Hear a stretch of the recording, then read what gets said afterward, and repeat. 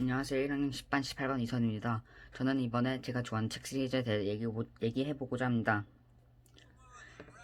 The topic of this talk is the Riordanverse. The Riordanverse is basically the whole fictional universe related to the author Rick Riordan. So, the next question. Who is Rick Riordan? Rick Riordan is a New York Times bestselling author. He is the author of the famous Percy Jackson and the Olympians. Rick Riordan has also made his own kind of book publishing authors group called Rick Riordan Presents, also known as RRP for short. So, the 5 mythological series that Riordan has written: Percy Jackson and the Olympians, The Heroes of Olympus, The Kane Chronicles, Magnus Chasing the Gods of Asgard, and The Trials of Apollo. These 5 series are based on different myths. Percy Jackson and the Olympians is based on Greek mythology. The Heroes of Olympus and the Trials of Apollo is based on 2 myths, Greek and Roman. And while these two is based on 2 mythologies, the Kane Chronicles is based on Egyptian myths, and Magnus Chasing the Gods of Asgard is made from the stories of Norse mythology. Many people don't know what Norse mythology is, while Egyptian, Greek, and Roman mythology is actually pretty popular. So, what is Norse mythology? To put it simple, Norse mythology is the myths of Northern Europe or Scandinavian myths, and Scandinavians also relate to Vikings. Some people might know what it is when they actually read the books. Magnus Chasing the Gods of Asgard. If you have seen the Marvel movies, the Thor-based series, you'll know that the Asgard seems familiar. That's because the gods such as Thor, Odin, Loki, Hel, and Sur, they are all based on Norse mythology. There have been a few adaptations for Percy Jackson. There have been 2 movies and a musical, and Riordan has announced that there will be a new adaptation for Percy Jackson and the Olympians, as well as The Kane Chronicles. So first, the movies. What went wrong and made them only 2 out of 5 books? Well, to be honest, the movies were a total failure. It was a disaster. There were many chronological errors, and just a lot of things didn't match with the books. What's more surprising is that the director is Chris Columbus, who actually directed Harry Potter movies. The company was only able to make 2 movies since they couldn't get enough support and money. For example, the main antagonist, the Titan of Time, Kronos, actually appeared and he awoke in the Battle of the Labyrinth, and actually the demigods actually fought with him in The Last Olympian, which are the 4th and 5th books. And however, in the movies, Kronos actually arose and fought the demigods in the Sea of Monsters, which is the 2nd book. And there are many other errors such as this, and a few more characteristic problems, like the descriptions didn't match from the books, and a lot of things went wrong. However, on the other side, the musical was a great success. Even though there was only 1 musical for The Lightning Thief, the first book, it was very successful.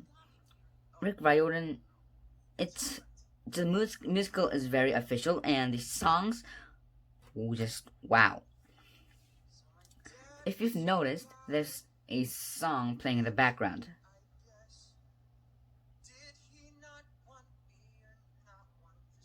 So these songs are actually from the musicals, The Lightning Thief musical. This one is a campfire song where the demigods actually sing about how they feel left out by the godly parents. Anyways, the musicals. The 3 main protagonist trios, Percy Jackson, Annabeth Chase, and Grover Underwood, they are portrayed by Chris McCarroll, Christine Stokes, and George Salazar. These 3 have performed their acts very well, and it's not just me, but a whole lot of people think that their voices actually fit these characters. And for the new adaptations, Rick realized that Fox presents which make the movies. Disney actually bought Fox, so Rick decided, why not try to make another movie? So he went to Hollywood, talked to directors and actors, and right now, he and his wife, Becky Riordan, is currently planning and writing scripts and getting cast for the movies. The seasons will be there will be five seasons in total for $5, and one episode will be one chapter. The Percy Jackson and the Olympians adaptation will be up in Disney Plus. It is estimated to be finished on 2022. As for the Kane Chronicles, it will be on Netflix. And to concentrate on making these adaptations, Rick made a part of RickRiordan.com called Mythomagic. Mythomagic will overview the whole process of the adaptations. And these adaptations have been a great news for us Percy Jackson and the Olympians fans, because except for the musical, which only had one book, the movies were a great disappointment, and we wanted to see another part. Next on is some merchandise from Percy Jackson and the Olympians, as well as Heroes of Olympus, Magna Chase and the Gods of Asgard, and other few series. So, starting from top left, there is a Camp Half-Blood t-shirt. Below that, a Camp Half-Blood hoodie. And then again, next to the Camp Half-Blood t-shirt is a Camp Jupiter t-shirt, and below that is also a Camp Jupiter hoodie. And next to the Camp Jupiter t-shirt is a t-shirt with which you can see 5 symbols on it. The top one with wings is the symbol for the Kane Chronicles. And then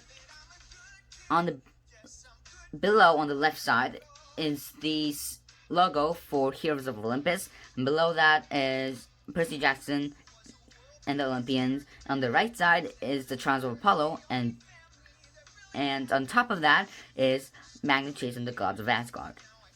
Below this blue t-shirt is another green t-shirt, which says Hotel Valhalla and has a wolf on it. And the first circle, the top one, you will see a bead necklace, and below that, a pendant, which is called the Rune of Frey. And the bead necklace is called the Camp Half-Blood bead necklace. Kind of not very well thought, is it? And the final one, the black one, it's a cap, but it's not just any cap, it's an official cap, and it's a limited good.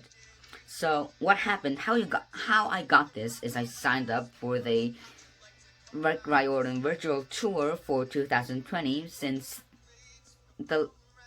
he just released a book, and so the people who got a ticket for the online tour, they got a signed copy of the newest book and this cap. This cap is a cap from something called Cabin 13, which you will know when you read Percy Jackson and the Olympians. So then, what is Camp Jupiter, Camp Half-Blood, Hotel Valhalla, the Rune of Frey, and the bead necklace? Camp of Blood is a camp for Greek demigods in Percy Jackson and the Olympians, the Heroes of Olympus, and the Trials of Apollo. While Camp Jupiter is another demigod camp, but this one is for Roman demigods.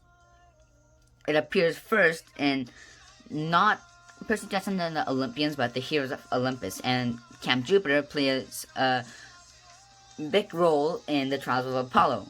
Next on is Hotel Valhalla. So then, Hotel Valhalla. Valhalla is actually does exist in Norse mythology. When heroes die in Norse mythology, they go to either Folkvanger or Valhalla. Folkvanger is for heroes that are children of the Vanir gods, and Valhalla, they're for the heroes who are the children of the Aesir gods. So then, after that, there's another question. Who are the Vanir and the Aesir? The Aesir are the more warlike gods such as Odin, Thor, Loki, Tyr, and Heimdall.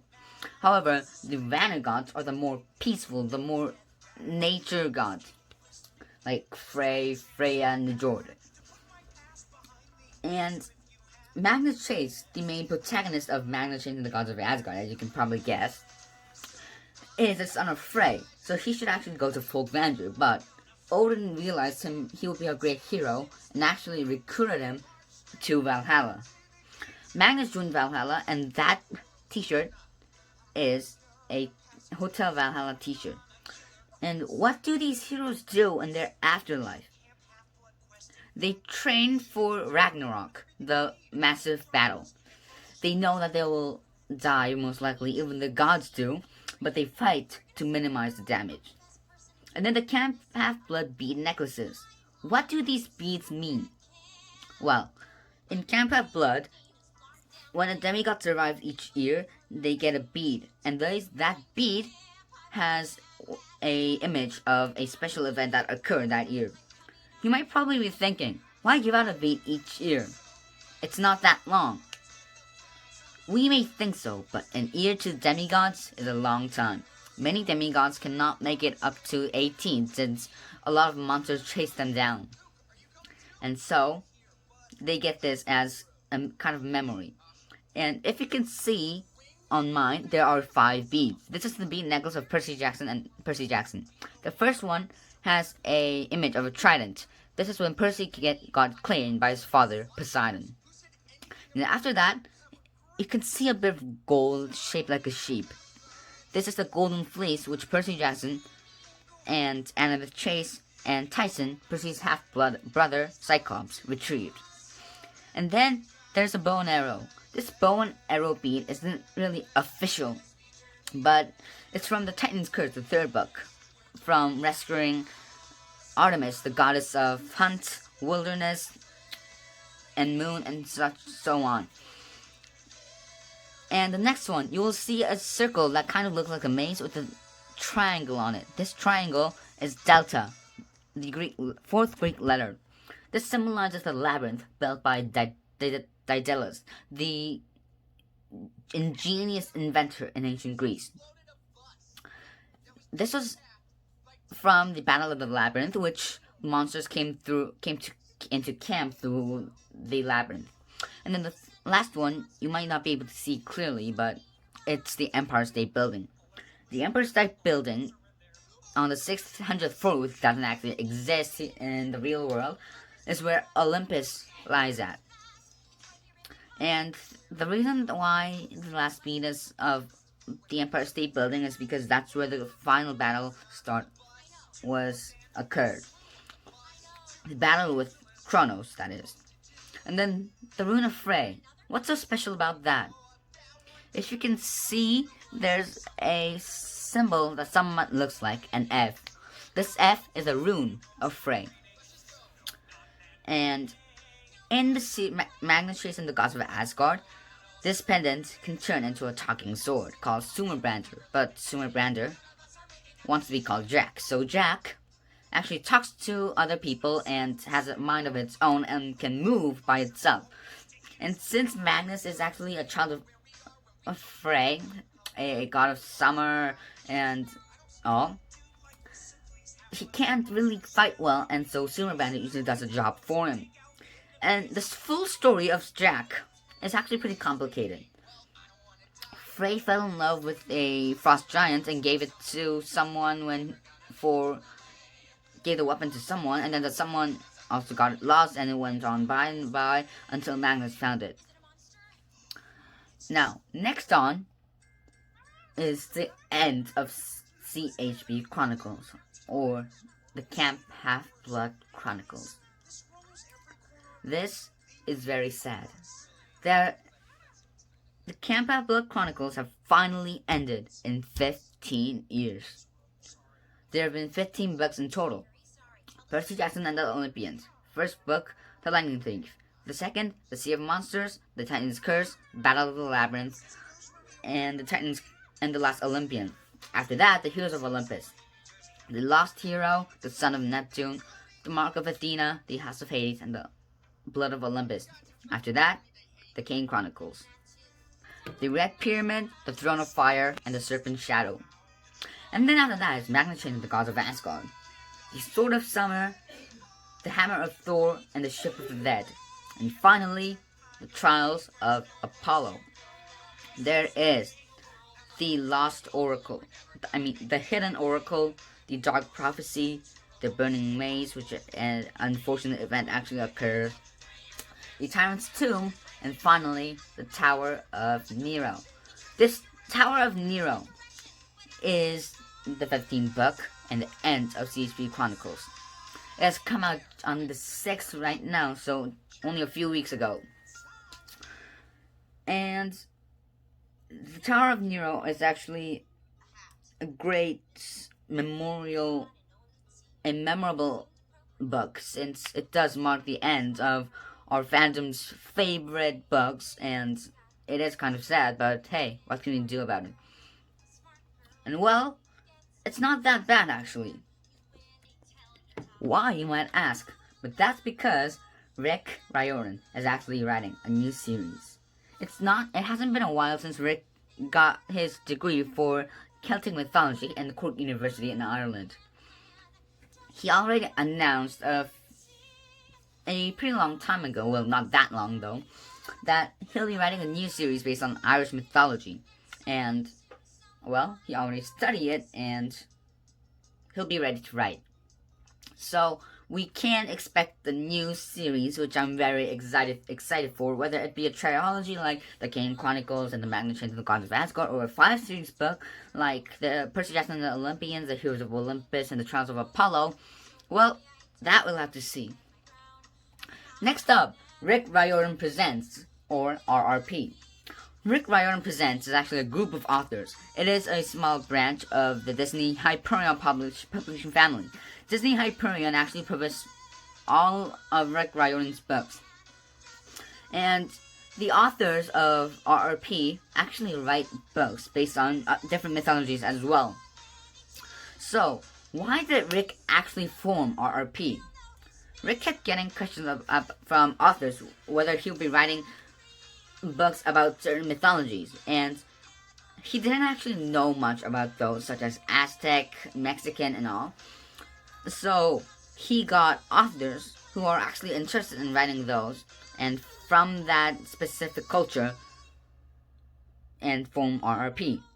There have been Indian myths, Arusha, Aztec, the Storm Runner series, Mayan, so also the Storm Runner series, Korean such as Dragon Pearl and Last Fallen Star, Cuban, Salangavi, Navajo, Race to the Sun, Mexican, Paola Santiago, African, Tristan Strong, and Mesopotamian, City of the Plague God.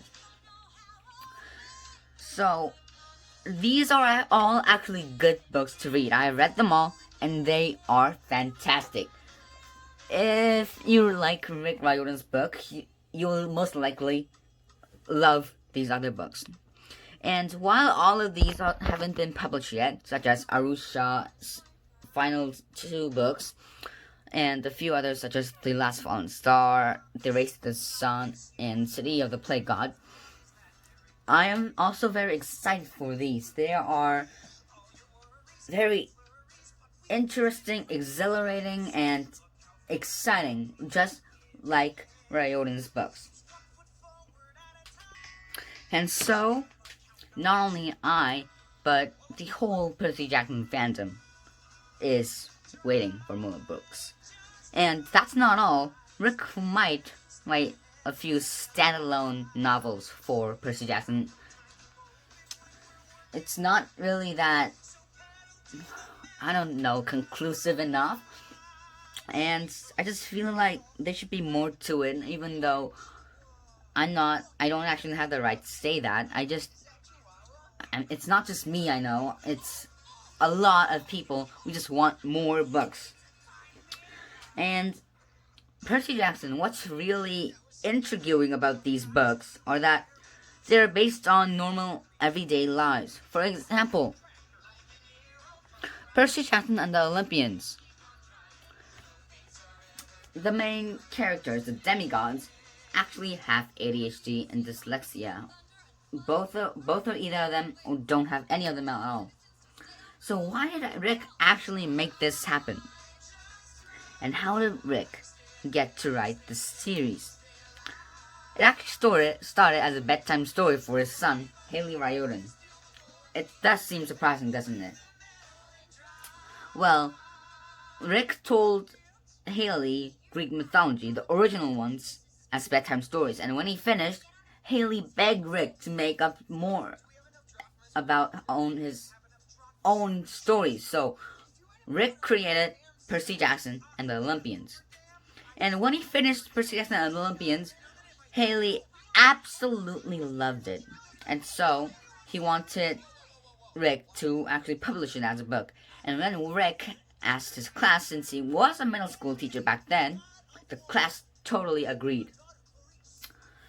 And so Percy Jackson and the Olympians came to be. But why did Rick actually make the demigods have ADHD and dyslexic? That's because Haley was also ADHD and dyslexic. Rick wanted Haley to have hope, to not give up, to things positively. In the books, ADHD is the demigods battle their sight in the battlefield, their battlefield reflexes. They can see a lot of things at the same time without getting distracted. And ADHD, that's because their brains are hardwired to read and understand either ancient Greek or ancient Latin instead of English. And so, that is why their characters are like this. And so, to conclude, I would like people to read these books if they are actually interested in Greek mythology, but you don't really have to. Most people are like this. They just fall in love with these characters. They have their own sense of humor, their own personalities, and the characteristics of the story itself and the characters, they are just outstanding. Like, it's hard to talk about. Like, it's that good. So, anyways, I would just like to suggest the series to other people. And so, I would like to thank you for listening.